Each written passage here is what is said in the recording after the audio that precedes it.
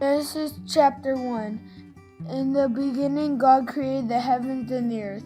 The earth was formless and empty, and darkness covered the deep waters, and the Spirit of God was hovering over the surface of the waters. And God said, "Let there be light," and there was light. And God saw that the light was good. Then he separated the light from the darkness. God called the light day, and the darkness night.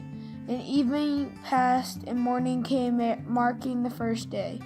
Then God said, "Let there be a space between the waters to separate the waters of the heavens from the waters of the earth." And that is what happened. God made this space to separate the waters of the earth from the waters to the heavens. God called the space sky. And evening passed, and morning came, marking the second day.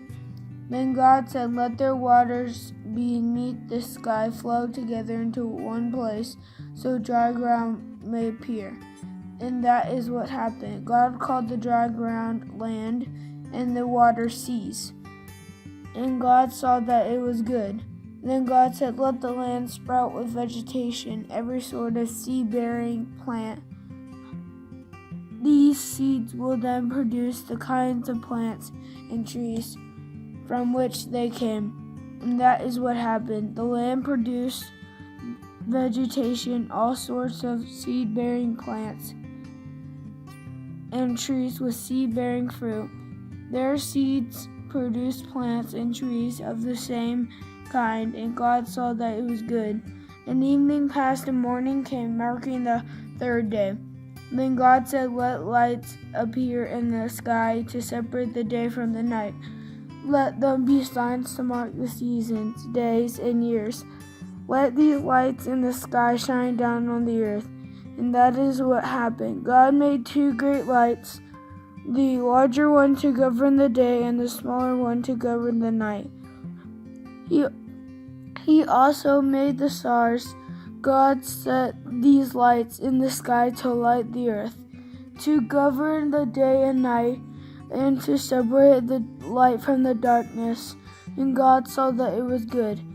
And evening passed, and morning came, marking the fourth day. Then God said, "Let the waters swarm with fish and other life. Let the skies be filled with birds of every kind."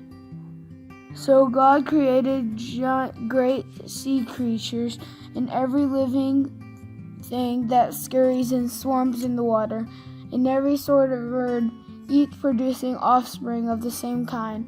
And God saw that it was good. Then God blessed them, saying, "Be fruitful and multiply. Let the fish fill the seas, and let the birds multiply on the earth." And evening passed, and morning came, marking the fifth day. Then God said, "Let the earth produce every sort of animal, each producing offspring of the same kind, livestock, small animals that scurry along the ground, and wild animals." And that is what happened. God made all sorts of wild animals, livestock, and small animals, each able to produce offspring of the same kind. And God saw that it was good. Then God said, "Let us make human beings in our image, to be like us. They will reign over the fish in the sea, the birds in the sky, the livestock, all the wild animals on the earth, and the small animals that scurry along the ground." So God created human beings in his own image. In the image of God he created them. Male and female he created them. Then God blessed them and said, "Be fruitful and multiply. Fill the earth and govern it. Reign over the fish in the sea, the birds in the sky, and all the animals that scurry along the ground." Then God said, "Look, I have given you every seed-bearing plant throughout the earth and all the fruit trees for your food. And I have given every green plant as food for all the wild animals, the birds in the sky, and the small animals that scurry along the ground, everything that has life." And that is what happened. Then God looked over all he had made, and he saw that it was very good. And evening passed and morning came, marking the sixth day. Genesis chapter 2. So the creation of the heavens and the earth and everything in them was completed. On the seventh day, God had finished his work of creation, so he rested from all his work. And God blessed the seventh day and declared it holy, because it was the day when he rested from all of his work of creation. This is the account of the creation of the heavens and the earth. When the Lord God made the earth and the heavens, neither wild plants nor grains were growing on the earth, for the Lord God had not yet sent rain to water the earth, and there were no people to cultivate the soil. Instead, springs came up from the ground and watered all the land. Then the Lord God formed the man from the dust of the ground. He breathed the breath of life into the man's nostrils, and the man became a living person. Then the Lord God planted a garden in Eden in the east, and there he placed the man he had made. The Lord God made all sorts of trees grow up from the ground, trees that were beautiful and that produced delicious fruit. In the middle of the garden he placed the tree of life and the tree of knowledge of good and evil. A river flowed from the land of Eden, was watering the garden, and then dividing into 4 branches.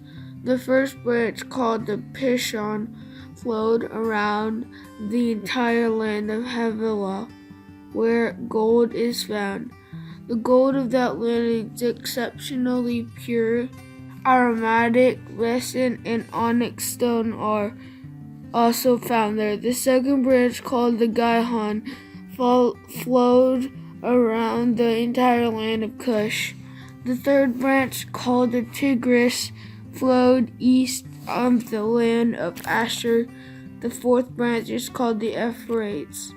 The Lord God placed the man in the garden of Eden to tend and watch over it.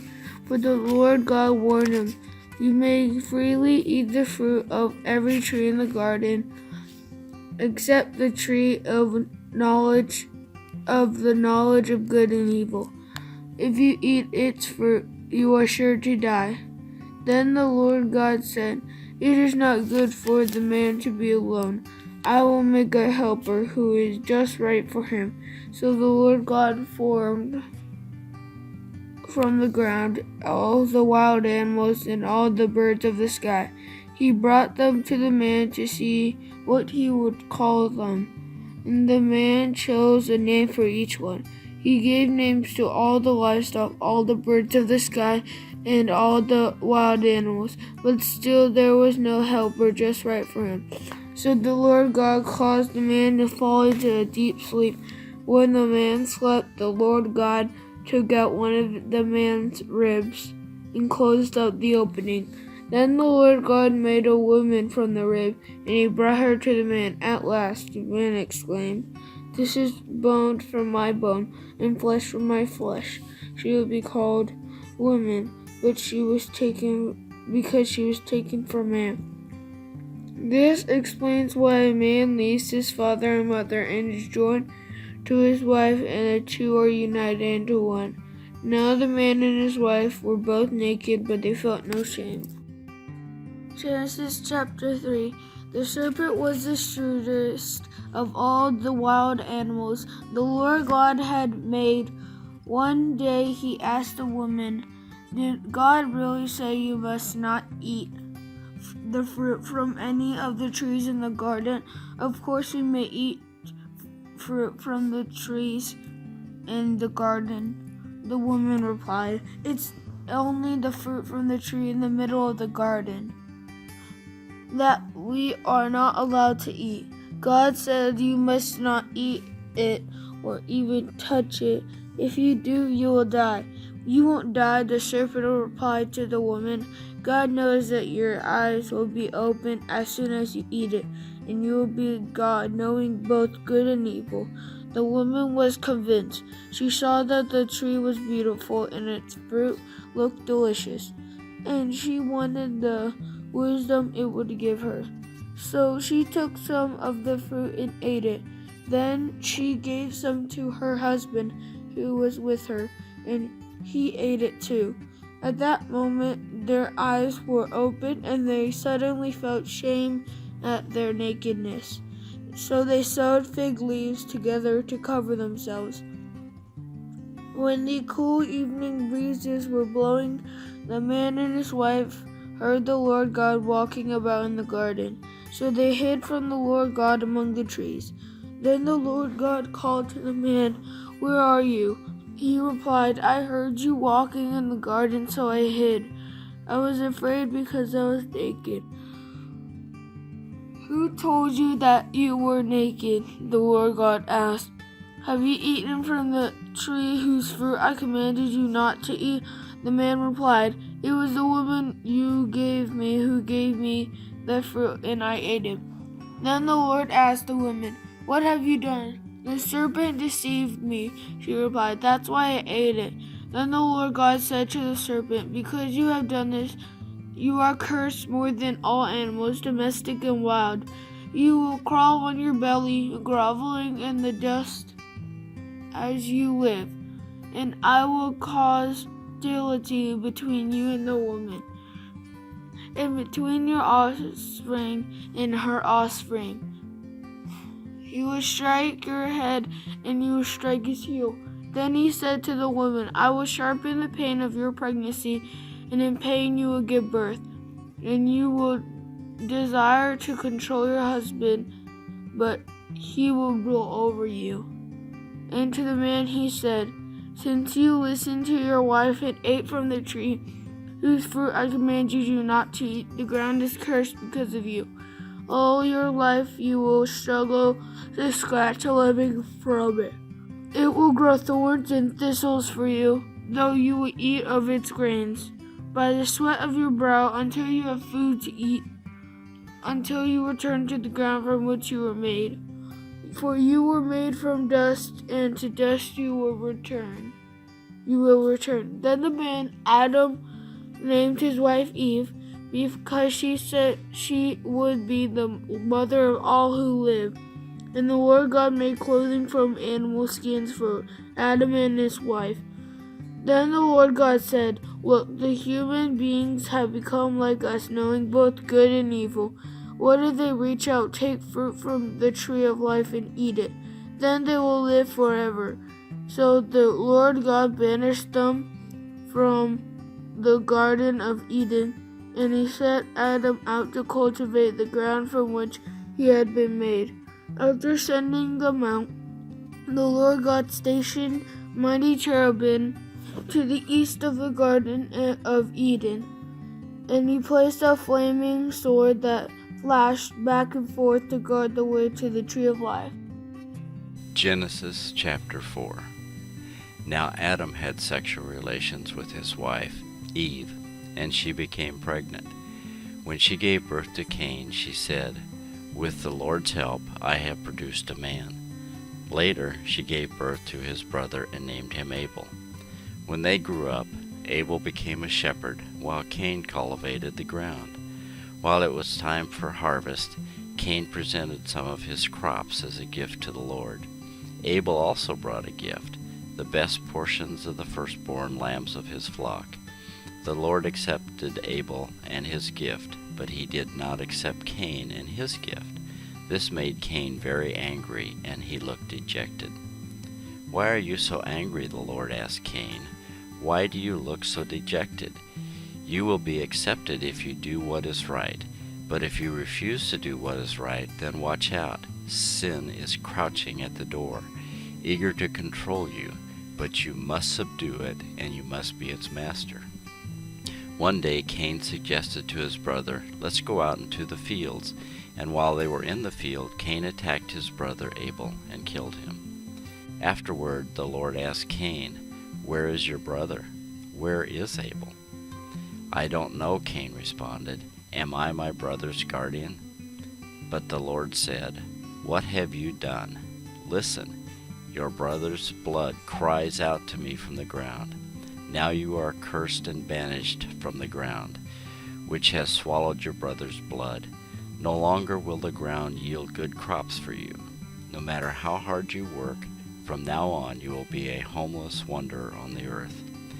Cain replied to the Lord, My punishment is too great for me to bear. You have banished me from the land and from your presence. You have made me a homeless wanderer. Anyone who finds me will kill me. The Lord replied, No, I will give a sevenfold punishment to anyone who kills you. Then the Lord put a mark on Cain to warn anyone who might try to kill him. So Cain left the Lord's presence and settled in the land of Nod, east of Eden. Cain had sexual relations with his wife, and she became pregnant and gave birth to Enoch. Then Cain founded a city, which he named Enoch after his son. Enoch had a son named Irad. Irad became the father of Mehujael. Mehujael became the father of Methushael. Methushael became the father of Lamech. Lamech married 2 women. The first was named Ada, and the second was Zillah. Ada gave birth to Jabal, who was the first of those who raised livestock and lived in tents. His brother's name was Jubal, the first of all who play the harp and flute. Lamech's other wife, Zillah, gave birth to a son named Tubal-Cain. He became an expert in forging tools of bronze and iron. Tubal-Cain had a sister named Naamah. One day Lamech said to his wives, Ada and Zillah, hear my voice. Listen to me, you wives of Lamech. I have killed a man who attacked me, a young man who wounded me. If someone who kills Cain is punished 7 times, then the one who kills me will be punished 77 times.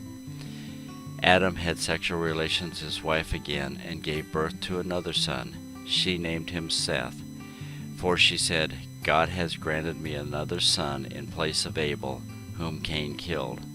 When Seth grew up, he had a son and named him Enosh. At the time, people first began to worship the Lord by name.